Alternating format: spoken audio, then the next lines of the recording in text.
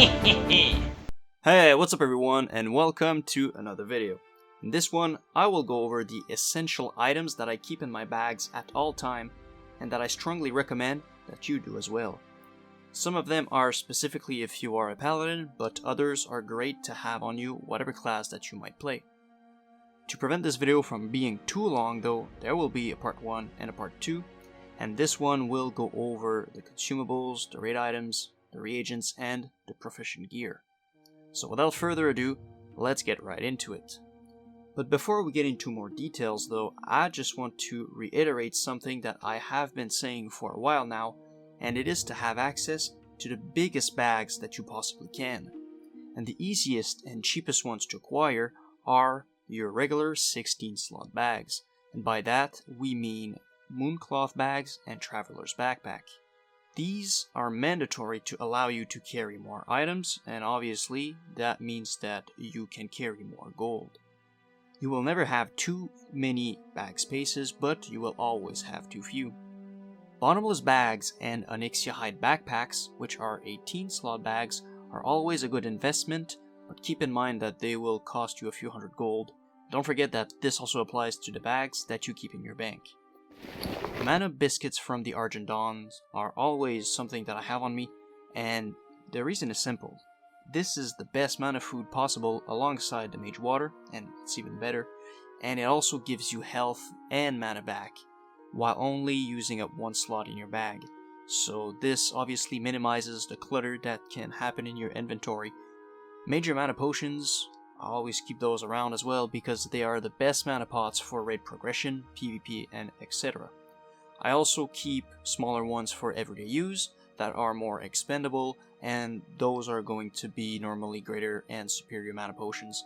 They are very cheap and easy to get from the auction house, and for the greater mana potions, you easily get them from the crates in Stratholme. And I keep major healing potions on me because health is just as important as mana. I also keep heavy runecloth bandages, and I think that everyone should because it's basically free healing and very powerful for classes lacking a self-healing ability. It's also very helpful in PvP and PvE encounters, so definitely something good to have around.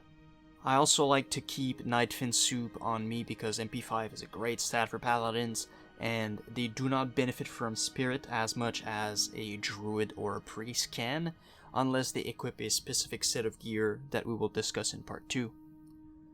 Now for the raid items, I love to have an internal quintessence on me. This item will never be consumed, as the name says, it will only be put on a 1 hour cooldown when used, and that prevents raids from needing to send players to get more douses mid-raid. Total disaster. Oh god, sorry.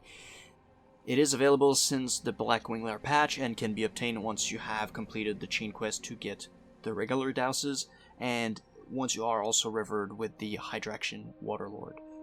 And now for your Drakefire amulet. It is mandatory to get into Onyxia's lair, and by keeping it on you, you prevent the eventuality that you forget it. So I think we've all been there, we're ready to go in, but then one person forgot it, he needs or she needs to go all the way back in town, grab it, and then be resummoned back. It's not the end of the world if that happens, but it's just, if you keep it with you, you will never have any problems, so always keep it close to you. And now for your Onyxia Scale Cloak, obviously it's mandatory for Blackwing Lair, as it prevents you from being fully engulfed by Shadow Flames, so you won't get hit by the ability, and you won't receive the nasty damage over time that it will do otherwise. And finally, flasks, greater resistance potions, dark runes, etc. are all great additional buffs to bring to a raid, and it's always good to reserve a bag space for those. And now let's talk about your Paladin reagents. So, Symbols of Kings, they are mandatory to use Greater Blessings, and trust me, once you've experienced the Greater Blessings, you do not want to go back to regular 5-minute blessings anymore. For me, the sweet spot is 2 full stacks. It's enough to run Blackwing Lair, Molten Core, Onyxia in one night, and if your raid is not wiping over and over, it should be more than enough. This number, though, I have to say is arbitrary because it will really depend on the role that you will have. For example, one of our Paladin, Edict, which is one of our tanks, once told me that he has at least 600 to 800 on him at all time, and obviously as a prod paladin, to generate the maximum threat possible, he needs to spam Greater Blessing of Kings, and he could also have up to 12 to 1500. It will greatly depend on your role and playstyle, as you can see, but 2 stacks should be more than enough for most paladins. This is, for me, the sweet spot between clogging up your bags with too many or cheaping out and not having enough. And now for this one, guys, it is very important. Symbols of Divinity are very, very important. You should always have at least one on you. If not, what the hell are you doing, bro? Like, it's so good. It is one of the most, if not the most valuable mechanic that you can bring to a raid, as it provides a wipe prevention. If you ever have to use your Divine Intervention, prioritize other paladins and priests, and in emergency cases, go for the druids. You don't want to go for the druids because, well, if he hasn't used his rebirth spell in the last 30 minutes, you're going to be fine, but otherwise you can no longer leverage his ability to res a healer, and therefore the whole raid afterwards, or the 5-man group, so very important to prioritize paladins and priests first. Now for your proficient gear, as far as these are concerned, keeping your mining pick, your skinning knife, your blacksmith hammer and engineering tools is a good practice for obvious reasons. Although for crafting professions, you can swap those items from your bank to your bags and back to your bank once you're done. But this is non-negotiable for any gatherer.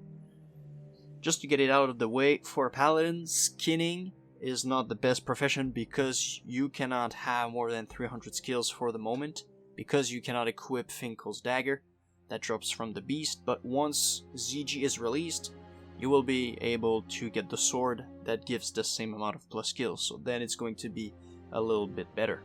For herbalism and mining, though, you have access to glove enchants for those 2 gathering professions. For mining, you can get plus 5 to your gloves, which is obviously the most common way to get that plus 5 skill, and it is godlike when leveling mining, as it will allow you to get to the next type of vein faster, but it is useless after you reach 300 skills, as RTVs turn yellow, so rich thorium veins turn yellow at that point, and they are the most valuable nodes that you will be hunting. For herbalism, though, you have access to herbalist's gloves that will give you plus 5 skill on their own, and then you can enchant them for another plus 5 skill. These are not mandatory while leveling, as you have a lot of different nodes to level up as opposed to mining, and I personally never felt the need to use those, but they are a necessity once you are at 300 skills, as they will allow Plague Bloom and Silver Sage nodes to turn yellow, meaning that you won't have any failed attempts anymore. Just on a side note, I never played a Tauren myself, so I don't know if these are necessary on top of your ratio to turn lotuses and ice caps to yellow, but if they are, definitely use those. So that's it for part 1, guys. Thank you all for watching. Part 2 will focus on the gear that me and other paladins keep around to clap people in PvP, slay dragons in PvE, and so on, but before we go, I just want to thank the other paladins that helped me with this video, so notably Edict, Will's a Beast, Owner, and Plated. Thank you guys, you are powerful gamers, and we will see you soon. In the meantime, take care of yourself, guys, and most importantly, stay blessed.